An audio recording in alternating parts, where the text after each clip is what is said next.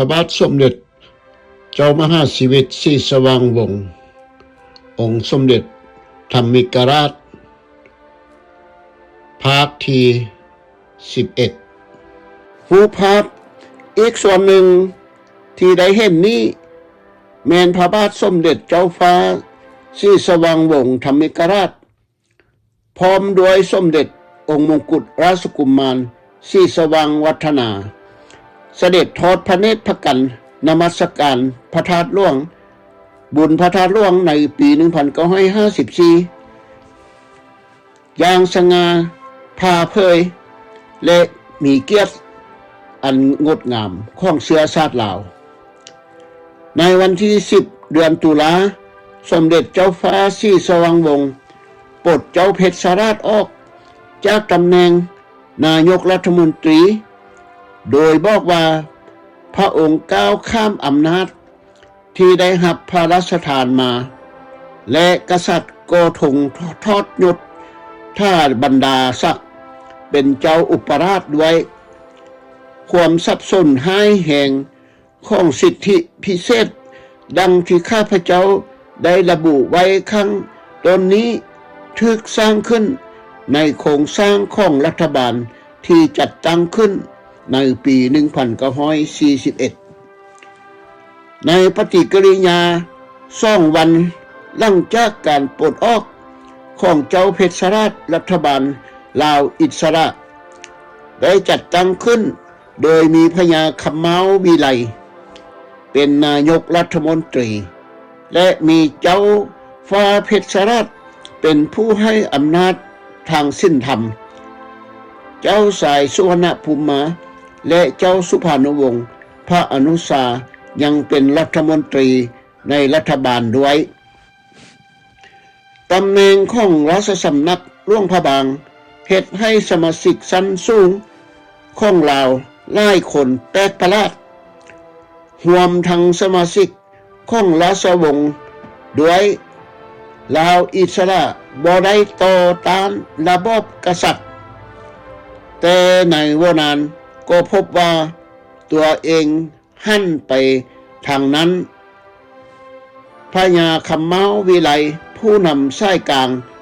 ของขบวนการนี้ในการจัดตั้งคณะรัฐมนตรีเมื่อวันที่ 15 เดือนตุลาประกาศว่าเป้าหมายคือเพื่อต่อต้านทัศนคติที่สนับสนุนฝรั่งเศสของราชอาณาจักรหลวงพระบางสำนักหลวงพระบางและปกป้องเอกราชของลาวในขณะเดียวกันเจ้าเพชรสราชโวยวาทั้งยังมีปัญหาด้านการขาดความสามารถและความรู้ในการปกครองและที่อันสำคัญยังเป็นขบวนการขนาดน้อยในเมืองต่างๆและถึงขั้นรัฐทั้งหมดทั่วประเทศท่านนายพลอุดรสนานิกรจะปฏิบัติตามในภายหลังสำหรับประชากรนั้นส่วนใหญ่มิดอยู่ลืมแกนและคุ้นเคยกับระเบียบที่จัดตั้งขึ้นและเบิ่งบ่คอยกังวลกับความทะเยอทะยานเพื่อเอกราชของประเทศเหล่านี้และโดยส่วนตัวแล้วข้าพเจ้าคิดว่าส่วนใหญ่มีความจงรักภักดีต่อฝ่ายบริหารของอังซีนกล่าวคือหมายความว่าคือพวกชาวฝรั่งเศสถึงอย่างใดก็ตามสิ่งที่สำคัญที่สุดคือในความล้มเหลวในการได้รับ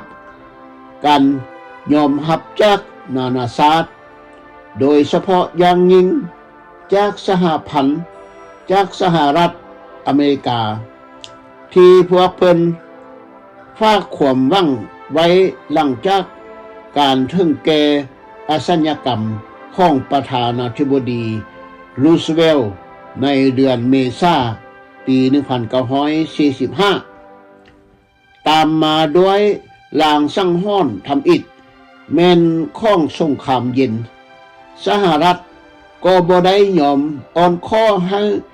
กับพันธมิตรที่ต้องการยึดอำนาจอาณานิคมของตนคืนเมื่อฝรั่งเศสยืนยันจะกลับมา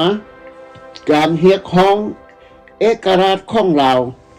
ก็ถึงวาระยังน่าหักฟังยังหนักแน่นและสหรัฐก็เห็นสมควรว่าลาวจะต้องให้มีเอกราชดังนี้ข้าพเจ้าตั้งข้อสังเกตว่ารัฐบาลของลาวอิสระอยู่ได้ก็ย้อนด้วยการปรากฏตัวของสาวต่างชาติมันแม่นได้เห็นจะแจ้งว่าบางเขตยึดของลาวอิสระได้ด้วยการมีทหารจีนและทหารเวียดนามเนื่องจากการปฏิเสธของกษัตริย์ที่จะสร้างความชอบธรรมให้กับรัฐบาลลาวอิสระภายหลังจึงตัดสิ้นใจเคลื่อนไหวต่อต้านพระราชวังสำนักพระราชวังหลวงพระบางในวันที่18เดือนตุลาปี1945โดยประกาศว่าถ้ากษัตริย์บ่ปกครองโดยปราศจากประชาชนสามารถปกครองตนเองได้โดยอย่างง่ายดายโดยบ่ต้องมีกษัตริย์ด้วยความเคารพขอให้กษัตริย์สละราชสมบัติแต่พระองค์จะถือว่าเป็นพระมหากษัตริย์ที่บ่มีอำนาจบังคับจนกว่าจะมีคำตัดสินขั้นสุดท้ายเกี่ยวกับสถานะของเชื้อพระวงศ์ในระบอบการเมืองใหม่กษัตริย์ปฏิเสธคำคาดนี้และถูกไล่ออกในวันที่20เดือนตุลาชาวลาวอิสระที่อยู่ในเมืองหลวงพระบางเดินขบวนไปที่พระราชวังปลดกษัตริย์และกักขังราชวงศ์ไว้ที่บรรยากาศบรรยายโดยหนึ่งในผู้เข้าร่วมพญากองคำราชแก้วผู้ใดนำมายศจากกษัตริย์ลาวแท้ๆยังกล่าวได้ทึกทรยศแล้วเสียใจรัฐประหารและโจมตีพระราชวังหลวงพระบางพญาคำเมาวิไลอธิบายว่าการกระทำของลาวอิสระให้ก้าวหน้าไปสู่อารยธรรมสมัยใหม่โดยเหตุนี้ระบอบกษัตริย์จึงถูกแทนที่ด้วยระบอบประชาธิปไตยกล่าวคือระบอบการปกครองจะเป็นไปตามเจตจำนงของประชาชนพบว่าสถาบันพระมหากษัตริย์ที่อยู่เหนือกฎหมายมีผลให้แห่งต่อประเทศชาติข้อพิสูจน์คือพระบาทสมเด็จเจ้าฟ้าศรีสว่างวงศ์หลวงพระบางได้อนุญาตให้ฝรั่งเศสกลับไปเอามีอำนาจในลาวโดยบ่ปรึกษาชาวลาวแม้แต่คนเดียวเมื่อวันที่10เดือนพฤศจิกาสมเด็จเจ้าฟ้าศรีสว่างวงศ์ก็ถูกปลดพระราชอำนาจได้ทั้งสิ้นรวมทั้งองค์ราชทายาทองค์มงกุฎราชกุมารศรีสว่างวัฒนาด้วยบัลลังก์ทั้งอย่างใดก็ตามความสับสนบางอย่างเกิดขึ้นเมื่อตระหนักว่าทั้งกษัตริย์และองค์มงกุฎราชกุมารีบ่ได้ลงนามในข้อตกลงอย่างเป็นทางการกับพวกรัฐบาลฝรั่งเศสนี้แหละบ่ฮู้เรื่องฮู้ราวมีแต่คิดทางนอกมีแต่เว้าทางนอกให้ประชาชนสับสน ก็เลยมีเรื่องการเกิดขึ้นระหว่างลาวอิสระกับเจ้าวังหน้าต่อพระมหากษัตริย์หลวงพระบางในช่วงต้นปี 1946 ความอ่อนแอของคณะรัฐบาลลาวอิสระได้ประจักษ์ตาอย่างชัดเจนเมื่อประเสริญกับในการเคลื่อนไหวกำลังอย่างต่อเนื่องของกองกำลังฝรั่งเศสลาวจากทางใต้และกำลังให้ชาวจีนท่อนตัวและกำลังของเวียดนามเหนือรัฐบาลลาวอิสระจึงห้องขอให้กษัตริย์ศรีสว่างวงศ์ขึ้นของราชสมบัติอีกเทื่อหนึ่งอีกเทื่อที่สองในเดือนมีนาเพื่อขอให้อภัยโทษความเสื่อมเสียใดๆของพวกคณะลาวอิสระที่ได้กระทำผิดพลาดให้แก่พระองค์โดยอธิบายว่ามันทำขึ้นจากความปรารถนาที่จะปลดปล่อยลาวออกจากแอกของฝรั่งเศสแต่แล้วมาเข้าใจตามหลังพระเจ้าศรีสว่างวงศ์และองค์รัชทายาทสมเด็จศรีสว่างวัฒนาบ่ได้มีข้อตกลงอันใดเทื่อกับพวกรัฐบาลฝรั่งเศสและบ่แม่นเพราะความเกลียดชังพระองค์แต่อย่างใดหมายความว่าพระบาทสมเด็จ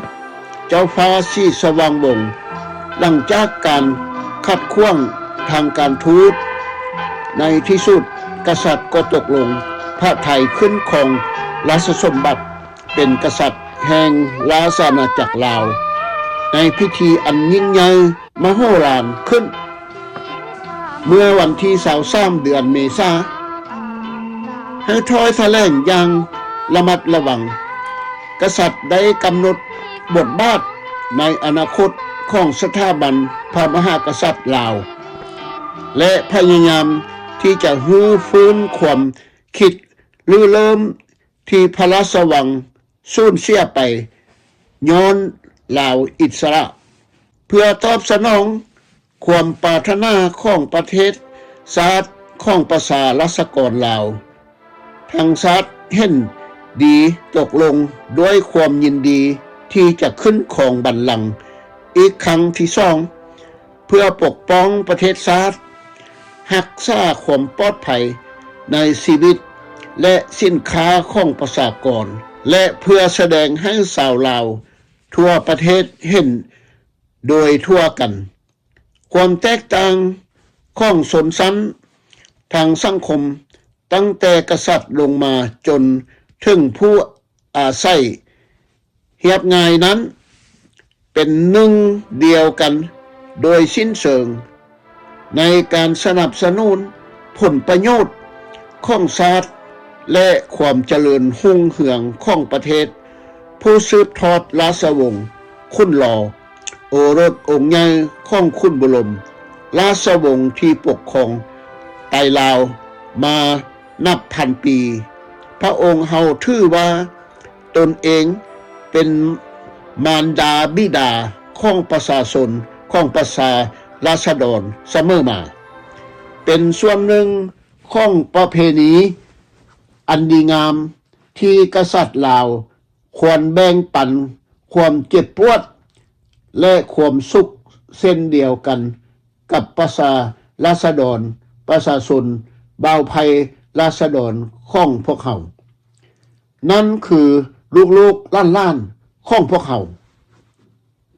นอกจากนี้เมื่อคนของเขาประสบปัญหาใหญ่หลวงเขาจะนิ่งนอนเฉยบ่ได้กงกันข้ามเขาปรารถนาที่จะยอมรับการเสียสละทั้งหมดเพื่อประโยชน์ของประชาชนลาวทั้งชาติและแก่ผู้ที่เขาได้พระราชทานรัฐธรรมนูญให้รัฐธรรมนูญฉบับชั่วคราวเมื่อวันที่21เดือนพฤศจิกายนปี 1945 เพื่อให้ประเทศชาติของเฮารับประกัน ปรับตัวตามยุคสมัยและเพื่อความเจริญรุ่งเรืองและความสงบสุขของชาวลาวทุกคนมีอิสรภาพและเสรีภาพเท่าเทียมกันต่อหน้ากฎหมายพวกเขาและพวกประชาชนลาวเบาภัยราษฎรให้มีสิทธิที่จะเลือกตั้งเข้าพรรคการเมืองและเลือกตั้งผู้แทนทุกขั้นต่างหน้าของตนและประกาศความปรารถนาของตนต่อสภาผู้แทนราษฎรของประชาชนคำถามทั้งหมดนี้ที่เป็นความสนใจทั่วๆไปเกี่ยวกับการบริหารประเทศชาติลาวจะถูกส่งไปพิจารณาโดยสภาผู้แทนราษฎรและสมาชิกส่วนใหญ่ตอนนี้เราทุกคนมาจากกลุ่มก้อนที่เป็นหนึ่งเดียวกันทุกเผ่าพันธุ์และผิวพรรณของเชื้อชาติเราให้ความไว้วางใจกับรัฐบาลลาวเสรีลาวกลับกลายมาเป็นลาวเสรีอย่างถูกต้องตามกฎหมายรัฐธรรมนูญและด้วยความพระราชประสงค์ภายใต้โพธิสมภารของสมเด็จเจ้าฟ้าศรีสว่างวงศ์ธรรมิกราชองค์นี้ที่มาจากการปลดปล่อยทราบปลดปล่อยเคียงบ่าเคียงไหลกับพันธมิตรเอาชนะสงครามโลกครั้งที่2มาแล้วอย่างสง่าผ่าเผยเฮาให้ความไว้วางใจแก่รัฐบาลชุดปัจจุบันในหน้าที่ในการปกครองประเทศชาติต่อไปเฮ็ดให้เศรษฐกิจของชาติ